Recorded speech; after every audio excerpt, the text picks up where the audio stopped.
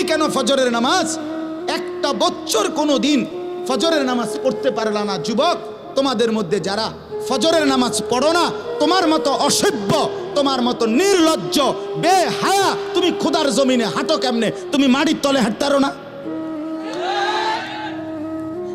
তোমার মতো অসভ্য আর কোনো মানুষ হয়নি, বেহায়া কোথাকার।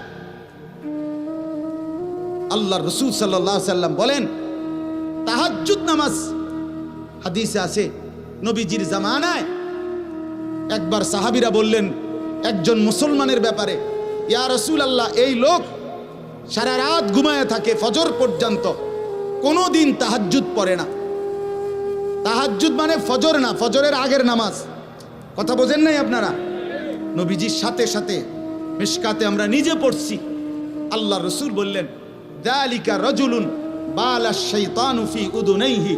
নবী বলেন, তাহাজ্জুদ পড়ে না কখনোই, তাহলে তো এটা এমন একটা লোক যার দুই কানে শয়তান পেশাব করে দিছে। আছে কিনা? শয়তান মুত্তা দিছে তার কানে। তাহলে যেই যুবক, যেই মুসলমান ছেলে মেয়ে নারী পুরুষ একটা বছর 6টা মাস কোনোদিন ফজরের নামাজ পড়ে না, নবীজির সামনে যদি এই ডাকাইতের কথা বলতো তো কি বলতো? নবীর সামনে যদি বলে, ইয়া রাসূলুল্লাহ, আপনার উম্মতের এই ডাকাইতে 1 বছর কোনোদিন ফজরের নামাজ পড়ে না, তার ব্যাপারে আপনার মন্তব্য কি? তো রাসূল বলতেন, নবী শুনলে বলতেন, শয়তান তার পুরা শরীরে পায়খানা করে দিছে। হ্যাঁ, লজ্জা থাকলে হাসো না। মানুষের বাচ্চা যদি হও, হাসো না। যদি মুসলমান মার ঘরে জন্ম নিয়ে থাকো, কেন সেজদা দিলা না? এই বেটা, কেন সেজদা দিবা না বেটা? নবীজি সাল্লাল্লাহু আলাইহি সাল্লামের স্পষ্ট হাদিস, ফজরের নামাজ যে পড়ে না, নবী বলেন, ওয়া ইল্লা আসবাহা খাবিসান নফস কাসলানান। নবী যে বলেন যে ফজরের নামাজ পড়ে না, শুনতেছেন সবাই? ওই শুনতেছেন আপনারা? রাসূল বলছে যে ফজরের নামাজ পড়ে না, সে খবিস, খবিস, খবিস, এটা খবিস বেটা, খবিস, এটা খাবিসান নফস কাসলানান, এটা অলস, অকর্মণ্য, অপদার্থ। এটা দেখুন, পদার্থ ফেলাস্টিক, ডাকামলা।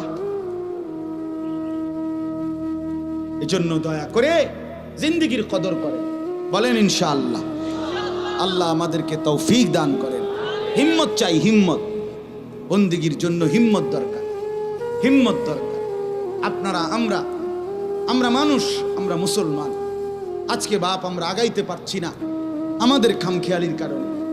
আজকে সারা পৃথিবী আমাদেরকে বিদ্রুপ করে, মুসলমানের বিরুদ্ধে ষড়যন্ত্র করে, মুসলমানের উপরে জুলুম অত্যাচার করে, মুসলমানের যুবককে নিয়ে আপনার মস্কারি খেলে, তামাশা করে, একবার দুষ্টামি কইরা এটা যেন পাগলের মতো বানায় ফেলছে। মুসলমানের যুবককে একবার বেঈমানে বলে চুল এদিক দিয়ে কাইটা ফালায় দে, হেতে লাখ লাখ যুবক ফেলে দিল। পরের মাসে বলল, বেঈমানে বলল যে এবার চুল এদিক দিয়া ফালা, এবার দিল এদিক দিয়া ফালাইয়া। পরের মাসে বলল চুল চারিদিক থেকে কাইটটা একদম সমান করে মাঝখান দিয়ে একটা পাখির বাসার মতো চুল রাখ। যুবক এটাও লাখ লাখ করলো। তাহলে তোমারে যে পাগলের মতো, ছাগলের মতো তোমারে ঘুরাইতেছে, তুমি আহাম্মক বোঝো না? তুমি বোঝো না? হ্যাঁ, তোমারে 3 বছরের ভিতরে কয়টা ফ্যান বদলাইল? আমার দিয়ে 42 বছরের ভিতরে লুঙ্গি বদলাইতে পারলো না। অসুবিধা কি? তোমারে কে এতবার ফ্যান বদলাইলো? একবার সিফা, একবার ডোলা, একবার মারু আপ প্যান্ট, একবার ফুল আপ প্যান্ট, একবার মাঝখান দিয়ে সিরা, একবার পিছন দিয়া তুমি টাইন নাইডারে উড়াও, কাইডারে একবার রাবার দিয়ে এনে গলার লগে লাগাইলে কারণ বাচ্চাদের কি ফ্যান করে? ওই যে একটা ফ্যান হাফ প্যান্ট আছে না, এটা গলা সহ লাগাইলা। ঘটনাটা কি বুঝা তো উচিত। আরে আমার লইয়া কেরম শুরু করলো? আমি তো প্রায় বলি, আমি যদি এই লোকটারে এখন বলি, এই ছেলেটারে যে তুমি একবার দাঁড়াও, দাঁড়াইলো, আবার বইলো, আবার একটু কাইতে হইলো, আবার এদিকে কাইতো যে ঠ্যাং দুটো আলগি দাও, দিল ঠ্যাং আলগি। এরপর হে কি কইবো আমার, কবিটা কি পাগল ধরে আনছে? কথা বলেন না, বলবে কি না? বলে আরে আরে এটা কি পাগল, এবার আমারও লইয়া কেরম শুরু করছে কি, একবার কয় ডাইন দিকে, একবার কয় বাম দিকে, একবার কয় ঠ্যাঙ্গাল কি দাও, বলবে কি না? বলেন না কেন? যেই কোনো মানুষ বলবে এটা যে আমারও লইয়া কে পাগলামি শুরু করলো। কোরআনুল কারীমের মধ্যে আছে ইন্না ফি যালিকা লা যিকরা লিমান কানা লাহু কলবুন আও আলকাস সামআ ওয়া হুয়া শাহীদ। তিনটি জিনিস যে একত্র করে, এক নাম্বার হলো কলব মানে দিল, অন্তর, ভিতরটা। দুই নাম্বার হলো আও আলকাস সামআ মানে কান। তিন নাম্বার হলো ওয়া হুয়া শাহীদ, সে নিজে সশরীরে সচক্ষে উপস্থিত, মানে চোখ, চোখে শোনা মানে চোখে দেখা মানে তো সশরীরে আছে, ঠিক না বলেন? যে দিল, কান, চোখ, আল্লাহ বলেন এই তিনটা একত্র করে শুনবে, নিশ্চয়ই তার জন্য আমার এই কোরআনের মধ্যে অবশ্যই নসিহত আছেই আছে, অবশ্যই উপদেশ আছেই আছে। সুবহান। তাহলে শর্ত হলো তিনটাকে একত্র করা, দিল, কান, চোখ একসাথ করা, একসাথ একত্র করলে ইনশাআল্লাহ তিনটাই যদি সজাগ রাখেন, অন্তর দিয়ে উপলব্ধি করলেন, মনোযোগ দিয়ে কান দিয়ে শুনলেন, সচক্ষে দেখলেন, এই তিনটা মিলাইলে ইনশাআল্লাহ জিন্দেগি বদলাবে, আল্লাহর কোরআন থেকে পরিবর্তন আসবে, জীবনটা গঠন করার মানসিকতা আসবে। এজন্য দয়া করে প্রত্যেকেই মনোযোগী হন। কোরআনুল কারীমের মধ্যে বহুভাবে আল্লাহ তাআলা বলছেন বান্দা গাফিল হইও, গাফিল হইও। আমাদের প্রিয় নবী সাল্লাল্লাহু আলাইহি ওয়াসাল্লাম, যার একটি মিনিটও বেহুদা নষ্ট হয় নাই, দিবা নিশি 24 ঘন্টা যিনি কোনো না কোনো ফিকিরে থাকতেন, কোনো না কোনো টেনশনে চিন্তায় থাকতেন। হাদিসের মধ্যে আছে কানা রাসূলুল্লাহ সাল্লাল্লাহু আলাইহি ওয়াসাল্লাম মুতাওয়াসিল আল আহজান দাইমাল ফিক্র। সাহাবীরা বলেন তো রাসূলুল্লাহ সাল্লাল্লাহু আলাইহি ওয়াসাল্লাম, সাহাবায়ে কেরাম বলেন যে নবীজিকে সারাক্ষণ দেখলে মনে হইতো দুইটা অবস্থা, মুতাওয়াসিল আল আহজান ধারাবাহিকভাবে চিন্তিত, দাইমাল ফিক্র সারাক্ষণ কোনো না কোনো চিন্তা করতেছে। মানুষ, এটা আমরাও তো বলি, মানুষের চেহারা দেখলেই মানুষ বলে ভাই কোনো পেরেশানিতে আছেন, এই চেহারায় বুঝায়। ভাই কোনো চিন্তা, খুব কোনো গভীর চিন্তা করতেছেন, আপনি কেউ কোনো খুব বিপদে আছেন, চেহারা ফুটে ওঠে।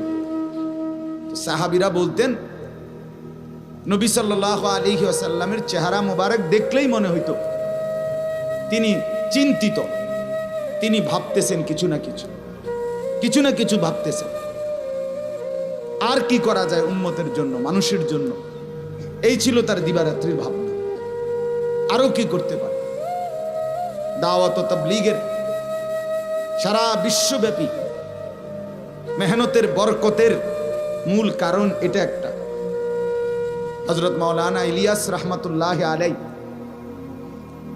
যার মেহনতে, যার ফিকিরে আল্লাহ তাআলা দাওয়াত ও তাবলীগের এই মেহনতকে সারা পৃথিবীতে আম করেছেন, ওনার জীবনীতে আছে উনি রাত্রিবেলাও ঘরের মধ্যে অস্থিরভাবে নিজের ঘরের ভিতরে পায়চারি করতেন, হাঁটাহাঁটি করতেন, এদিক থেকে ওইদিক, ওইদিক থেকে এদিক। ওনার বিবি বলতেন এতটা রাত, এরপরও আপনার অস্থিরতা কিসের? কি ভাবতেছেন আপনি? এমন করেন কা? তো তিনি বলতেন বিবিকে, শোনো, আমার হৃদয়ের ভিতরে যে অস্থিরতা, পেরেশানি, এই অস্থিরতা যদি তোমার হৃদয়েও তৈরি হতো তাহলে বিনিদ্র রজনী, ঘুমহীন রাত একজনের বদলে আমাদের দুইজনেরই বিনিদ্র রজনী হয়ে যেত। আমরা দুইজনই রাত ঘুম ছাড়া কাটাইতাম। আমার হৃদয়ে অস্থিরতা, অন্তরের পেরেশানি আমাকে ঘুমাইতে দেয়।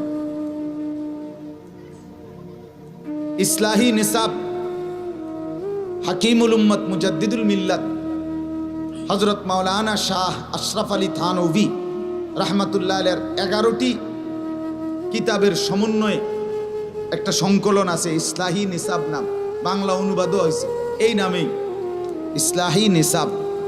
ওটার শুরুতে আছে হাকিমুল উম্মত